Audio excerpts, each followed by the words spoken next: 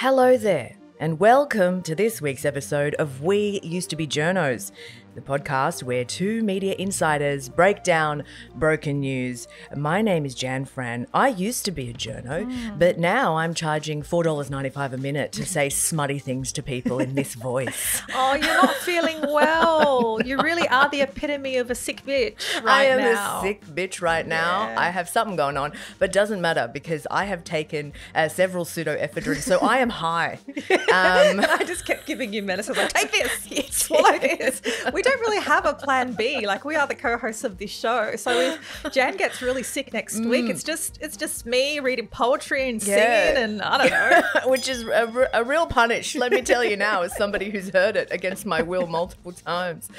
So bear with me with this voice. I hope it'll improve over the hour. But Antoinette not a Woman of the Year, as it turned out. Yeah, so I was a finalist. God, what way to introduce me? Not a Woman of the Year. For context, I was a finalist. I'm just continuing with my compliments, not compliments. I was a finalist in Marie Claire's Women of the Year Awards. I did not win. There was some amazing other nominees. But if ever I was in danger of getting a big head, I mean, there's you to keep me in check. There's also my fans on X, because these are some of the comments I got. Nice to see someone from the left wearing a very classy and appropriate gown. I'm like, I don't know what kind of backhanded compliment that is. Okay. There are other ones that were more direct, like, you are the voice of the terrorist. And haha, nobody gives a F, get a job. And also, what the fuck have you done? You're literally a no one. Oh, wow. Yeah, okay. Well, it's nice to know that I'm not quite at that level of non-compliment. Well, sucked in, shitheads, because Antoinette was almost. Yes. A Woman of the Year, and my you dress weren't. and my dress was spectacular. And your dress was spectacular. Yeah. Indeed. It is on your Instagram if anybody wants to check it out. There you go. Hey, some great news, some very exciting news from us. As you know, we are doing a live East Coast tour, and today we can officially announce who our guests at the Melbourne show will be, and I'm very excited to announce these two because I love them so much. Same. And I'm so glad they joined us. Our special interview guest is going to be Nazim Hussain. Woohoo! Love him. Comedian, TV personality, general legend. Absolutely love him. Yes, so we're very lucky to have him and very much looking forward to chatting. And our musical guest is going to be Gabby Bolt, who I love. Hilarious. I don't know if you guys know Gabby. She's big on TikTok. She's big on Instagram. She's done a Huge bunch on of stuff TikTok. with The Chaser. Her thing is musical comedy. God damn, she writes some great songs, and she's going to do some bespoke music for us for the show, which we also love. So those two joining us in Melbourne. If you are in Melbourne/Schnarm and you have not yet got tickets to the show, what are you doing? They are in our show notes. They are in our show notes. They are on our various social media profiles. Hit that link, buy those tickets, and we will see you early February. Yep, and we'll be announcing Sydney, Canberra and Brisbane in the coming weeks. But Jan, did you notice on Monday night that we were featured on Media Watch? And not in a naughty corner. Like, we weren't on the naughty list. We were given a shout out for the fake mosque story that we did. Yeah, well, I noticed because you literally texted me and said, we got a shout out on Media Watch. Not that like we care or anything. But yeah, I did. And that was good. We did the fake mosque story. They followed it up and gave, I want to say they gave us a credit. No, I know, but you were a bit dirty because I got the credit. I got the credit in that particular story. You did most of the research. And they're like, as journalist, Antoinette Lattouf revealed. And I was like, I was like, girl. I'm sorry. I'm sorry, who? But it was very good to see them following up on that story and for crediting us. So thank you, Media Watch. It's a yes from me. Yeah, and Anne, our listener, did write in to say, does that mean Media Watch is formally part of the Eterati? To which I say, I guess so. They're welcome. And we should send Linton Besser a Eterati shirt to wear. Maybe he'll wear it on the show. Who knows? Lintonette, welcome. We love to hear it. All right, tell us, what's in the show today? So we've both got two no's this week. We're going to mix it up by delving more into the no's. My no is off the back of a tip from an Eterati member who came across a domestic violence piece involving a father and daughter, where the journalist spent a lot of time repeating the dangerous, he's a good bloke done bad narrative. This is one of the worst examples of that so I have bad. seen. Okay. And also giving some pointers on what responsible reporting looks like. My second no goes to the Daily Telegraph, whose shoddy as hell stunt in trying to create drama and anti-Semitism has now resulted in not one, but 2 court cases. Okay, that's your 2 no's. My 2 no's. One goes to a Ben Fordham for doing the big no-no and straight up publishing Nazi propaganda. Yeah. We're going to get into that. And my second no comes to us courtesy of the Herald's View, which is a section of the Sydney Morning Herald that I fucking love. And I'm going to tell you why I love You love it? Well, it's a no. It is a no. But I love to hate it. Okay. But I love some of it. Anyway, it's complex. We're going to get into it. We also have 2 yeses at the end of the show, of course. The yes from me comes to us courtesy of 2 American journalists who have given me just a lot of entertainment with their sex scandal that for some reason will not go away. I'm going to explain exactly what that is and why I'm very embarrassed to be so invested in it. And my yes is courtesy of X disclosing the actual real locations of X accounts. I have so many questions, so many lols. It involves Mariah Carey. I know, that's weird. We are going to come to that. Mariah, we're on to you. Before we do that, though, let's start with our nose. We'll do Ben first. Go ahead. All right. Okay. So this is another installment of media publishers neo-Nazi propaganda verbatim for some reason. Like an entire flyer, again, which we've covered a few times on the show. So last week, Ben Fordham tweeted, "This is alarming. White Australia flyers are being dropped in letterboxes. They're full of racist and vile references." And then he proceeded to exclusively read out the vile and racist references verbatim on air and then also exclusively publish the entire flyer full of vile and racist references. As the headline photo as well. As the headline photo on X, which, as we know, is a real doozy. Is a real no, which I'm not getting on a high horse about because, as I've said, we are also learning. We're in the process of learning not to do this.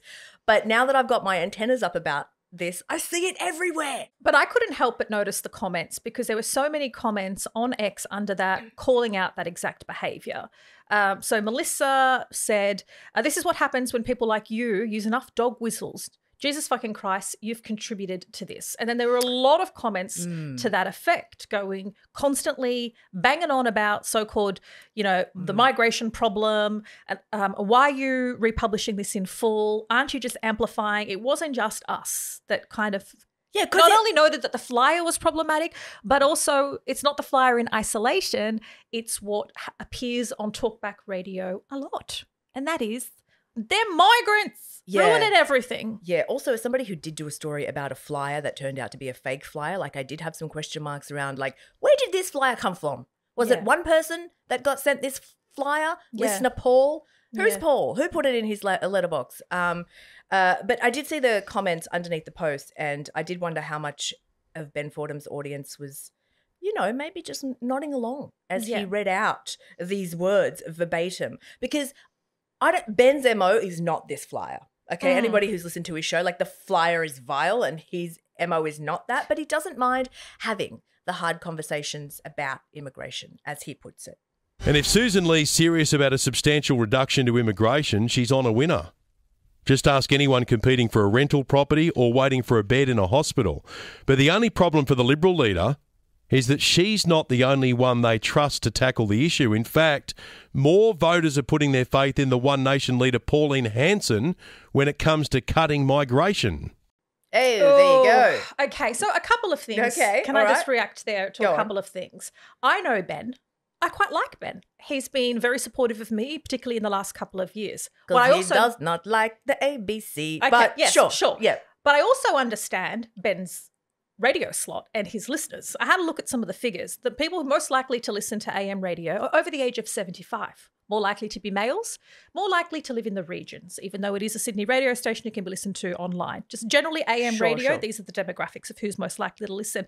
They also happen to fall into the people who are veering towards Pauline Hanson and One Nation. So he is not wrong he's making broad statements, but he's speaking to a specific audience. Older, male, probably regional, probably white. So I hear him speaking to his audience. Not to say that it's not dangerous to publish what he's published, but I can hear what he's doing. Yeah. I mean, the linking of, too many migrants and hospital waiting times, too many migrants and rent increases, this idea of like all of these things, all of these good things that you now can't have are because of migrants. Yeah. That is what bothers me here. And that's to say that it's not necessarily incorrect. Like there is a correlation a small correlation between the amount of migration and perhaps rental increases in certain areas. Particularly, there is a slight correlation between migration and hospital waiting times, again, in certain areas. But migration is but one factor. Yeah. And in some cases, not as significant a factor as other factors, yet it's the one that gets trotted out the most. Yeah, and I think blaming migrants solely for the housing crisis, it just doesn't stack up. Like this crisis has been decades in the making. Yes. Our population is still below pre-COVID projections. There's no big Australia, no migrant land grab. Like the real problem, which is far less entertaining, is the long slide in public and low-cost housing. And also, how can we forget the tax perks that turned property into a bit of a speculator's playground, into a sport. And so I just think it's populist, it's easy, it's lazy, but it's one portion of this issue. And, people are like, oh, but, rental is different to buying a house. Only marginally so.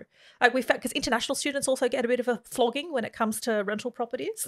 Like they only make up 4% of the rental market. Sure. Then they're like, oh, cut the visas. Don't let people in. Well, figures from last year found that even if we cut permanent visas over a decade, that would only lower rents about 2.5%. So is it a factor? Yeah. Sure. Is it a small factor? Exactly. Absolutely. Exactly. Yeah. And we just need to be able to have conversations about migration without being hysterical and xenophobic. And if you want to get hysterical about something, why not get hysterical about, I don't know, billionaires or rising inequality? Because they are contributing far more significantly to the housing crisis. But, I don't know if you're going to get Barry from, 78-year-old Barry calling in and weighing in on that, because it's, probably easier for Barry to be upset about migrants. Yeah. I tell you what, billionaires and neo-Nazis are the two groups that should not be quoted verbatim by the media. Fair. Okay? Fair. Always paraphrase. Always. Anyway, that's my no. Turned out to be a slightly bigger no than what I intended. Thank you for bringing in the facts. Fair enough. Your no. Okay, my no revolves around a trespass lawsuit that was filed in the past week against a man named Ophir Birnbaum. So the suit was filed by a restaurant in Sydney called Cairo Takeaway, and as the name suggests, it's run by Egyptian Australians. You might be thinking, hold a second, this is a media podcast. Why are you talking about a restaurant suing someone for trespass? What has this got to do with the media? Yes, indeed. Well, strap in, my friends, for the worst story in Australian media this year. Everything about this story sucks. Yeah, so in February, a man walked into Cairo Takeaway and ordered a drink. He was wearing a white T-shirt and a Star of David cap and a Star of David necklace. Yes. Now, normally the sartorial choices of clientele would not be particularly relevant, but I think we should just describe Cairo Takeaway. As you said, Egyptian restaurant. It's on the corner of a very busy strip in Sydney, like a night strip, lots of restaurants, theatres, things like that. Yep. In the inner west. On the left side of the building is a massive mural that is like a fist, like power fist, that is painted in the colours of the Palestinian flag, and it's done by artist Scotty Marsh, right? And also, if you follow Cairo on any of their social media platforms, they're very anti-genocide. They're very outspoken about what is happening in Gaza, right? So there is that context. Sure, but I mean, anyone's allowed to walk into any store and order whatever and wear whatever religious garments they want to wear. Yeah. But this is what happens. The man gets his drink. He kind of hangs around. Not much happens until an employee of the restaurant walks out and sees that this man is with a journalist and a cameraman, and they are from the Daily Telegraph. And they had cameras essentially ready, essentially goading to get a response from the staff. Well, this is when the staff member realizes what's happening. They actually start filming. And this is that. That is out and out intimidation. Who comes into a restaurant and asks me a question about this gentleman who I don't even know? Do you think it's not intimidation that you found it appalling that you came into the shop? Show me that you're from the Daily Telegraph. Easy. I don't know, I think something's upsetting. So there was that confrontation outside, like, you didn't make yourself known to us. That's what the staff say. Didn't know she was a journalist. The journalist, whose name is Danielle Gusmaroli, walked in and started asking questions about the staff's response to this guy. The staff were like, what the fuck are you talking about? Yeah, I mean, that's so unethical as well. You have to declare who you are. The first thing you say is, hi, I'm a journalist from blah, blah, blah. Like, yes, exactly. Clearly trying to stitch something up and to create a drama, and then they could quickly capture it and run with it. It's very clear what was going on. The reason that we also know that this was a stunt is because crikey, God bless him, friend of the show there, Daniel Saeed, revealed that the stunt was called in News Corp systems. You know, every news outfit has a system, and you get a slug or a story name. Yes, it's called a slug. And it's like quite consistent if you have, you know, you can have various stories under a slug, for example. Anyway, the slug in News Corp systems, which had been filed under the journalist's name, was filed as Undercover Jew. Oh my God. So 0 stars for that. And it also revealed that the Telegraph was planning on using like eyewear recording devices to kind of record what was happening. And the aim, I'm just going to quote from the plan, is to walk down main streets in Newtown, Blacktown, Bankstown and Arncliffe and film people's reactions to this Jewish man in their neighbourhood. And just for context, for those who aren't in Sydney, these are very multicultural areas, big Arab populations, and also progressive areas with, you know, for example, in this case, a restaurant with a Palestine mural during a genocide. So it was very deliberate. Yeah, it wasn't chill. This was not a chill idea. Yeah. But also like them saying, oh, we want to film people's reactions to this Jewish man in their neighborhood. The video evidence shows that there was no reaction to him. Yes. He came in, he ordered his tea, he got his tea, he stood around and someone said, pleasure serving you or something, like, have a good day. There was like a pleasant interaction. Surprise, surprise. People don't have issues with people of faith. People have issues with a genocide and blowing up children. Well, not only that, but people had issues with media that comes in trying to conflate the two. Exactly. Yeah. And also without being upfront and honest about who they are. Yeah. So the reaction was not to him being Jewish. The reaction was to the crew from the Daily Telegraph being fucking discreet. weirdos. Yeah. Okay, so then the Cairo Takeaway then goes and says some stuff on social media about this man, Ophir. We don't know exactly what was said, but we do know that the post was taken down and that an apology was issued. Yeah. And at that point, you would think like, all right, this stunt has happened. It's really shitty. The restaurant owner has said some things online that he probably shouldn't have said. He's taken them down. He's apologized. Can we put this like sorry saga somewhere in the past? And can we maybe hold the Daily Telegraph accountable? That's in the back of my mind. Also that's in the forefront of my mind. Yeah. But then several months later, Ophir, this gentleman, sues the restaurant for defamation over those posts. Yeah, and we know that defamation is a very long and expensive process. And just in the last couple of days, actually, I saw a video from Cairo Takeaway with the help of Green Senator David Shoebridge, essentially saying that, you know, they're struggling a little bit because a lawsuit, as I absolutely know, doesn't come cheap, is very expensive. I'm Shamil Masri, the owner of Cairo Takeaway. We have been here for about 10 years now, and we serve, I hope, good food and a place where community comes together. They do serve good food, great food actually. I'm David Shoebridge, Green Senator, and I'm here because Cairo Takeaway stands for something really important. It's a business that's here for the community. It's a business that represents its values, and it's a business that's been standing up for Palestine. Right now we're facing a legal challenge. We're a small family business and of course it can be very expensive, so we need your help. Now they're fundraising to be able to pay for this suit, which arguably maybe doesn't need to happen in the first place. And if you trace it all back, it's because like the Daily Telegraph decided to run with an undercover Jew operation. Yeah, and look, the latest development this week is that Crikey has revealed that Cairo Takeaway is countersuing. So now they're suing Ophir Birnbaum for trespass. And we have seen the statement of cross-claim, and it argues that Birnbaum was part of a plan that was, and this is quoting, inherently dishonest, done to, a quote, increase social division and deliberately humiliate staff. So here we are. We're now almost a year in. You've got hundreds of thousands of dollars just being handed to lawyers, God bless them. You have this side suing this side for defamation. You have this side suing this side for trespass. And the Daily Telegraph, which essentially started all of this, gets to what? Walk away scot-free? Yeah. Like, where's the accountability for the media organisation at the centre of all of this? I mean, we're no lawyers, but what I do know is the measures within the media to hold a media outlet accountable. But because the Daily Telegraph didn't publish this undercover Jew story that they were working on, you can't go to the Australian Press Council. You can't go to whatever bodies, which are generally pretty toothless tigers. You can't even complain because, I mean, there's nothing there. Completely unethical and terrible, but they didn't actually publish the story because it was found out. They were revealed. So at this stage, no accountability for the Daily Telegraph, but 0 stars for them. 0 stars, it's a no from you. Okay, my no. Where are we? No, number 2. I told you, it is a packed show, my friends. It is. My second no comes to us courtesy of the Herald's View. Here we go. The Herald's View it also applies to The Age, but the Herald's View is a section in the Sydney Morning Herald where it's the view of the paper. Yeah, can I just jump in? Because I did a little bit of research.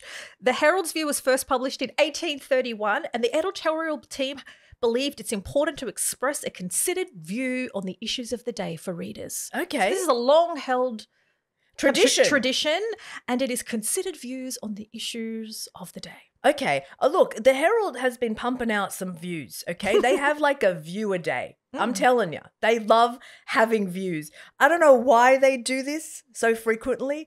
They don't have to, but they do. Anyway, there's a couple of issues that I am taking with the Herald's View. Okay. And it's not so much like the views that they have, because sometimes they have good views and sometimes they have bad views, and sometimes I agree with the view and sometimes I don't agree with the view. But the issue that I have with the Herald's View is that sometimes, too many times, it's not a view. Okay? Yeah. I'm going to give you some examples of what I am talking about. Okay. Here are some of the Herald's View that, in my view, are not views.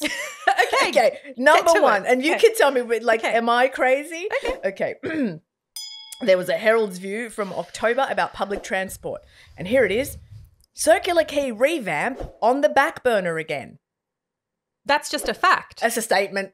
That's a statement. It's like, there is some delay in infrastructure. Not a view. Okay. They have a subheading underneath it. Labor and the Coalition now share a history of consigning circular quay renewal to the to-do list.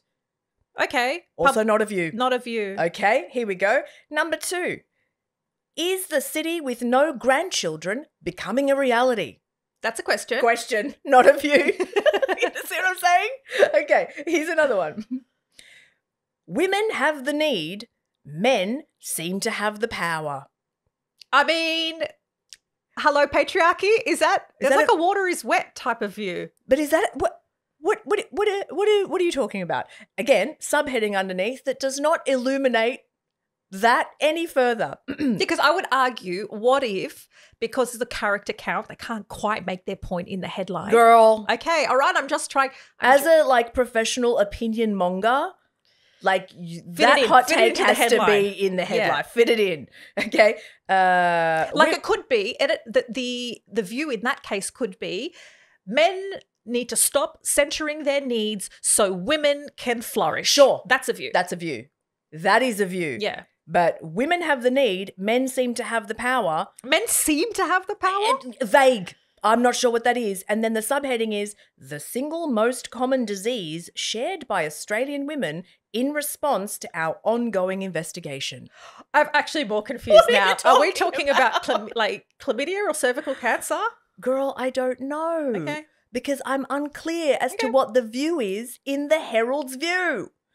And then one more. This is the last one. Okay. And this is fun. I like this game. It's good, isn't it? Okay. This is the last one. This is the one that actually caught my attention. Okay. Because this was when I was like, what? And it's all the way back, I believe, from last year. And it is this. Experiences during COVID-19 help prepare for the next wave. So as a pandemic unfolds, you get used to the learn, pandemic and a little then bit. You prepare for the next, stunning, brave. Stunning and brave. Also, is that a view? What is going on at the Herald's view? Maybe have less views. This is what I want to know. Or just have views that are views. To be honest, some people might be thinking that about us, that we need to have less views. Actually, we're pretty direct with our views. Do you know how many views I don't share? Yeah. Like, I don't get credit for the things I don't say. Yeah, okay. People need to start crediting me more for non-statements. Okay. Exactly. Anyway, so that's one issue that I have with the Herald's view. Okay. Issue number 2 is a particular view that I saw a few days ago. On Thursday, I saw an editorial: importing Russian oil is pouring blood on troubled waters. It's time to act. Oh, right? I saw that one. Did you see that one? I was incensed by that one. Okay, well, the gist for our listeners is that basically there's a loophole that allows us to import Russian oil, and that we should close this loophole, we should stop doing it, and we should stop Putin from carrying out his evil war on Ukraine. Their words, not mine. Why were you mad? Well, in particular, the evil war on Ukraine. I am not disputing the fact that there is an evil war. I'm just finding it peculiar which evil wars that Sydney Morning Herald has a view on, and when we should sanction which evil wars and which people killing innocent people do we sanction. Well, it's not only that the Herald has a view on this. What I discovered from reading this Herald's view was that it's actually part of a series called Blood Oil.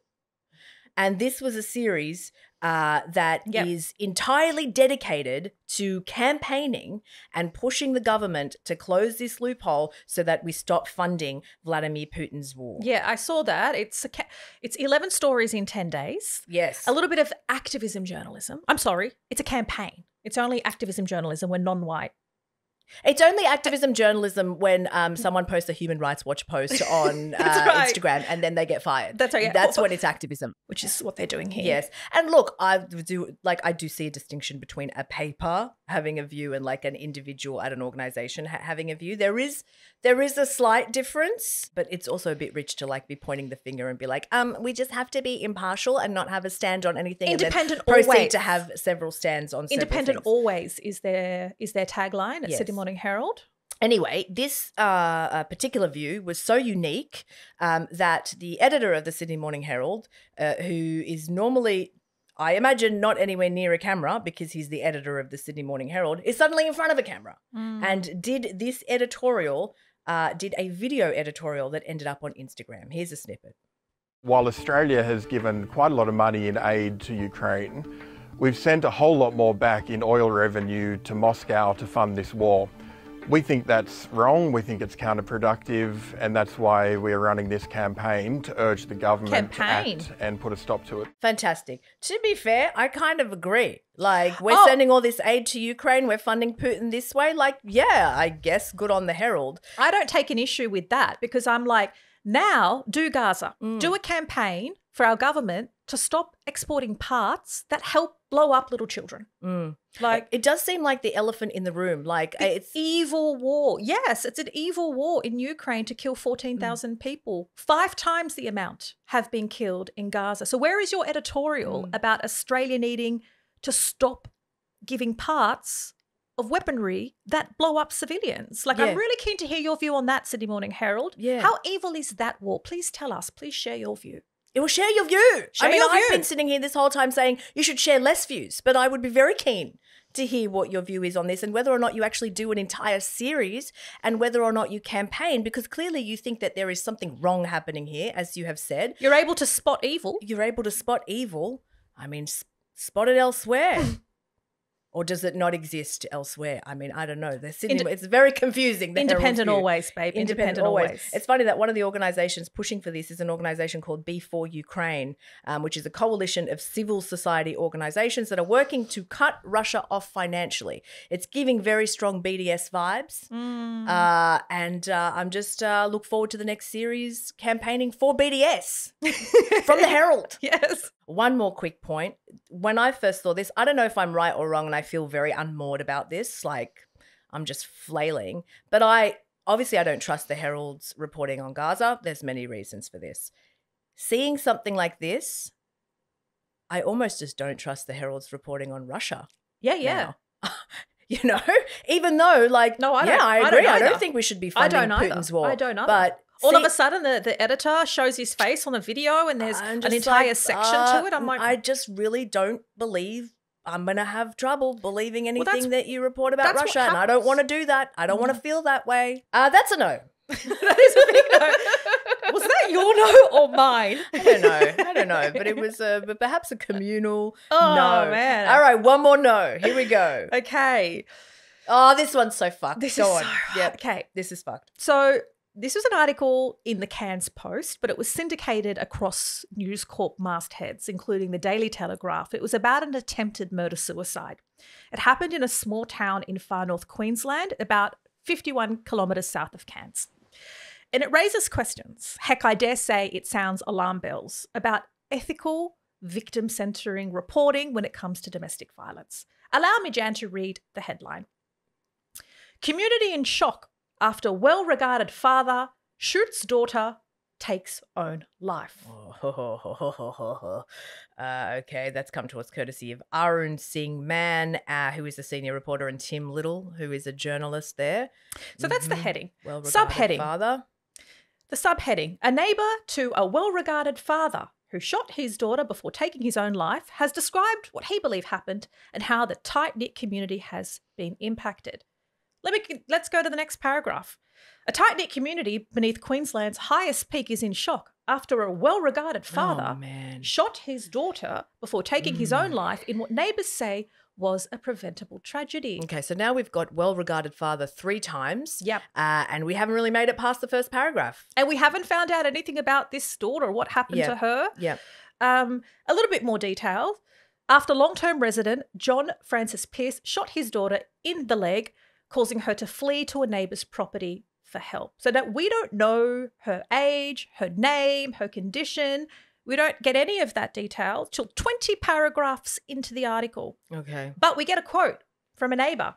We get the good bloke quote, who says, the community really feels a loss of a long-term resident. He was a really well-regarded long-term resident. There it is. So that's the 4th How many times time. did they have well-regarded in the article? That is the 4th time. The Cairns Post wants to remind a reader that a man called John who shot his daughter and himself is well-regarded. And we know the impact of reporting, the impact it has on domestic violence. We know what we highlight matters. We know who we give airtime to matters.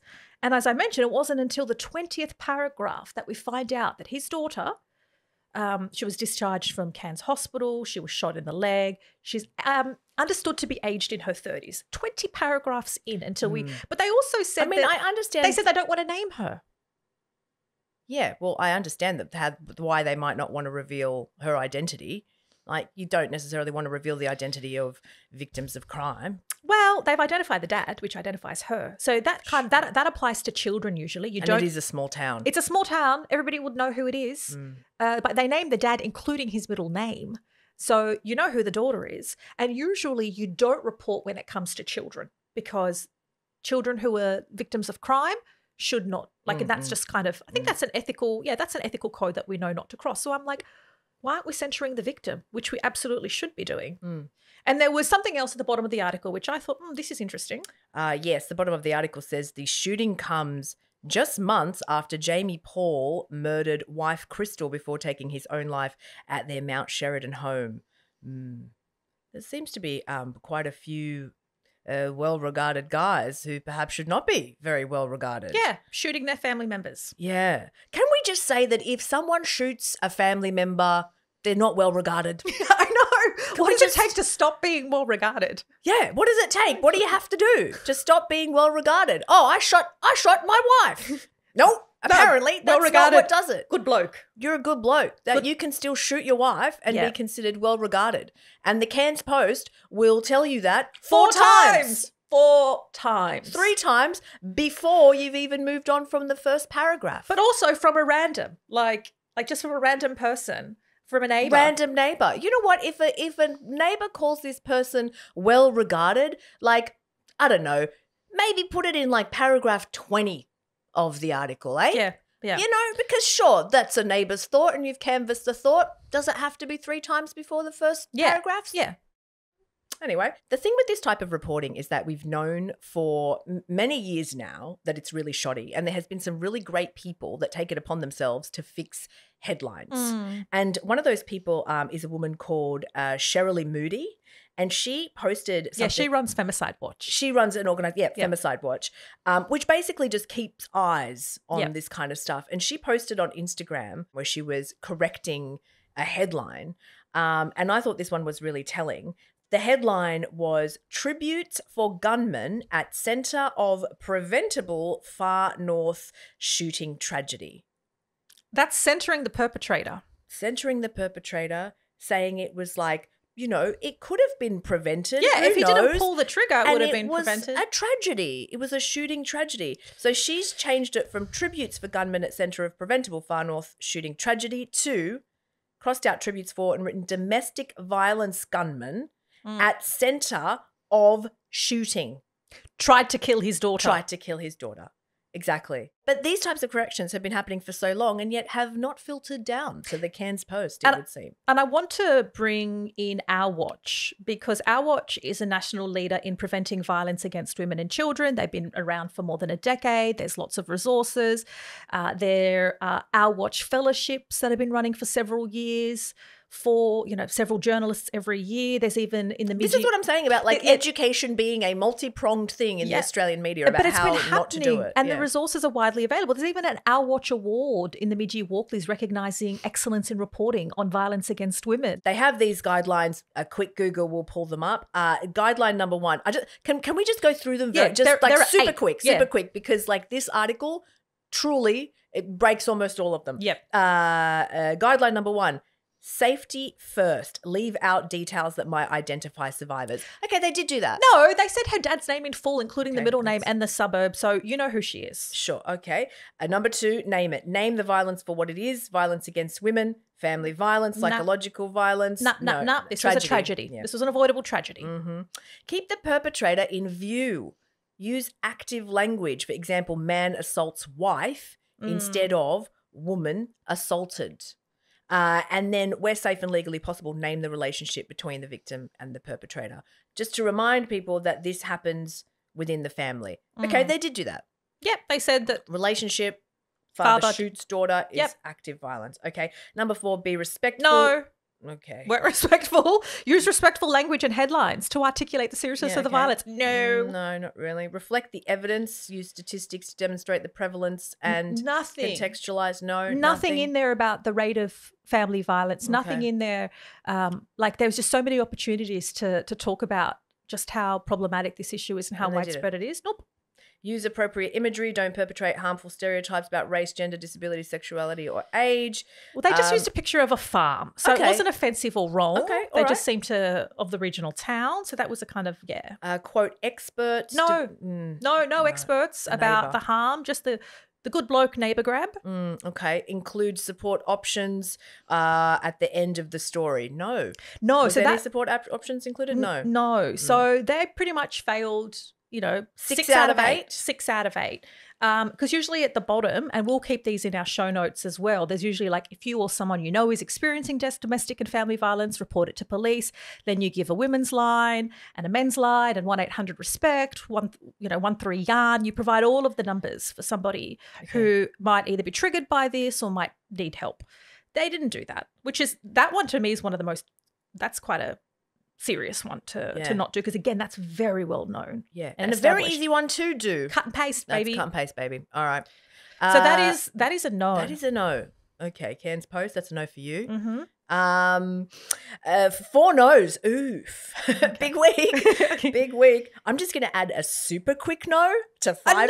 No, this one is super quick. It's going to be 1 sentence. Oh my God. Because I was reading this yesterday and my husband was so mad about it in bed. Like he razzed himself up and then he couldn't get back to sleep. And it was about how much the Bureau of Meteorology website cost. Oh my God. In the last day or so, we learned it's $96.5 million What? to build a website. I understand why your husband's really incensed about that, because he built our website and we didn't pay him anything. I get it. Like, it cuts deep. He was like, what are these cunts doing? Yeah, good question. It's like, anyway, that's a no from me and also a no from my husband. So we've clocked 5 no's. I think it's time for our yeses, man. Let's sage this energy. Hello. Thank you so much for making it this far. Obviously, you enjoy our content. If you would like to see our content in your feed and not miss an episode, make sure you hit that subscribe button. And one more thing, tell a friend about this. Back to the show. Here we go. Mm-hmm. We're heading very firmly into yes territory. May I start? Yes. Okay. So there we are. Yes, I'm on theme, on brand. okay. So my yes from me this week goes to the Substack of a man called Ryan Lizzer. Do you know Ryan Lizzer? No, and I haven't been following this story, so do tell. You are literally the only journalist that has not been following this story, and I congratulate you for that, frankly. Okay, so I also did not know who this man was prior to this week, and now, frankly, I know too much about this man. Okay, so he's an American journalist, and to know why this is a yes, we have to go back for like a year, just a year, right? So there's a journalist called Olivia Nuzzi. Mm-hmm. Do we know her? No. Good God. How do you not know who Olivia Nuzzi is? I don't. I mean, I know from your notes that she was working at the New York Magazine. Okay, I'm going to be real with you. You don't gossip enough. This is a problem? Yes. Okay. Because gossiping is very important to me. Okay. And if there's a group of people that I love to gossip about, it's journalists, frankly. Okay. So Olivia Nuzzi was working at New York Magazine, right? Okay. She's like this wunderkid journalist, whatever. Last year, it was discovered that she was having a personal relationship. I'm doing air quotes because no one knows what the fuck this relationship is. An intellectual affair with Robert F. Kennedy Jr., who, as we know, is the health secretary under Donald Trump, right? Now, this lady's like a political writer. She's in the milieu. She writes about political figures. This story came out. New York Magazine fired her. Over these allegations of an intellectual affair. But it's just, because he was running. He was running in the last election. Correct. So, and she's covering politics. Maybe there's something they knew that we didn't. Maybe. It's too close. Okay. This is from the outside, someone not knowing any details. Okay, perfect. But she admitted that there was this intellectual affair happening, yada, yada. She got fired. Anyway, went quiet for like a year. Yeah. Recently got a new job at Vanity Fair. Okay. And has popped up with a new memoir. That was quick. She wrote it in a year. She's a wunderkid. Okay. She loves writing. Okay. Apparently she wrote it while hiking. Good for her. She's written it to tell her side of the story as to what happened, right? However, I don't think that she quite predicted the loose end that was not tied up, which is her ex-fiancé, Ryan Lizzer. Is he the one that has the Substack? He's the one that has the Substack because let me tell you, my friends, hell hath no fury like a journalist scorned. So he's a journalist as well? He is also a journalist. Okay. And which is actually very common for journalists to shack up with journalists, by the way. It is very common. It's something that happens all the time. Sometimes it's weird. Sometimes it's not. Whatever. These two were shacked up. They're no longer shacked up. And he's like, if you want to spill about... Yeah, because she's got a memoir, right? She's got a memoir. He was like, hold my fucking beer.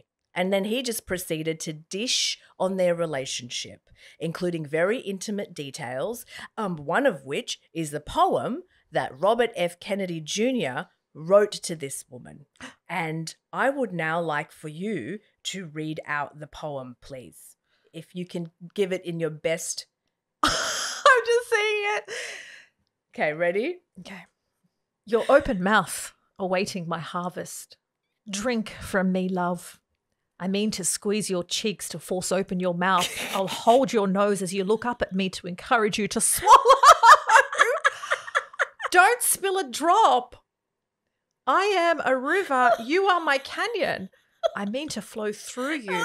I mean to subdue and tame you, my love. So many bodily juices in one poem. Like, oh my God. You don't even know the half of it about bodily juices. I'm not going to even say the main one that was featured in this Substack because you guys can go and read it yourselves. But the point that I wanted to make about all of this. So why is this a yes? Okay, well, this is a yes because I am very entertained by this. Okay, obviously, it degrades everyone in journalism. It degrades Degrades everybody involved. Men, women, the profession, and Degrades politicians. everybody involved. It's just, it feeds into that awful trope of like women journalists sleep with people for money, sleep with sources for money, or whatever it is. It's a bad vibe, and it's also a bad vibe that I am very invested in it. However, the one point that I want to make about it is that it's such a new media story because these two aren't just journalists, they're sort of like personalities, right? Yeah. And old mate Ryan Lizzer wrote not one, but 2 Substack posts. And that's important. The first Substack post is one called How I Found Out about the RFK thing, right? That post was available for free. The next one is like, subscribe to get the come in my mouth poem. You're on it. You get the hustle, baby. You're on it. So that one was for free, and it ended with the salacious detail that she'd actually had an affair with this other politician, Mark Sanford, right? Well, he's like, if she's going to make books from a memoir, I should monetize this shit too. So here I am being like, what? So is this a yes to independent journalism? I don't know what this is a yes to. I think this has turned very quickly into a no. But I saw that like the end line. I was like, I want to know more. And so he's got a follow up. Did you pay for it? No, I didn't. Okay. Not yet. But God damn it, I probably will. Oh, you terrible Muriel. So there you go. That is my yes to a journalist scandal for our age. If anybody's interested, look up Ryan Lizzer on Substack and read both of those posts, one of which you may have to pay for because new media hustle economy, baby. Yeah, okay. Yeah.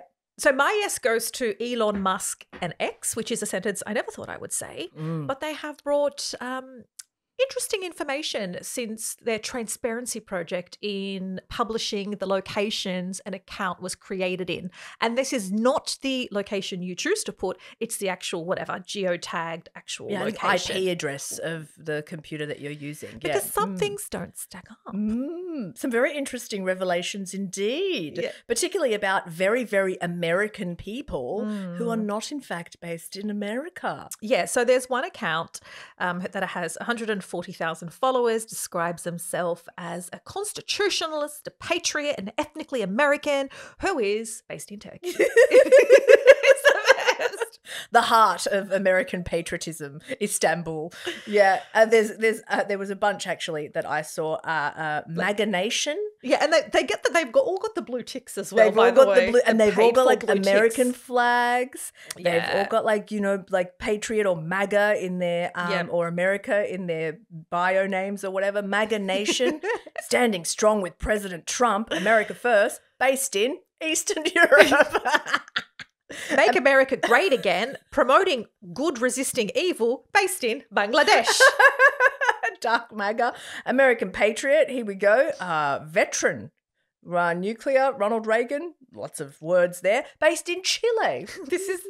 And there are a whole bunch of women, and I don't know, you're off X, good for you. I am. But I did see them in the lead up to the election, and they were all like, I'm a real woman supporting Trump and whatever, like these gorgeous MAGA babes. And they're pretty much all based in Thailand. Right. There's like this now carousel doing the rounds of all of these blonde MAGA babes who are based in Thailand. What is real? What is even real anymore? A couple of other things caught my attention. The Zionist Federation of Australia, based in Israel, which is not entirely surprising. But it's meant to be an Australian organisation. Yeah. But Mariah Carey also having an account in West Asia, which is essentially the Middle East. Mariah Carey. In West Asia. That's a bit confusing. That's more confusing. Where in West Asia? It just says West Asia. So we don't know if she's in. I mean, Mariah Carey could be in Lebanon. Maybe she's in the village of Ben, where you come from. Maybe she's hanging out. We are a village of divas. Very possible.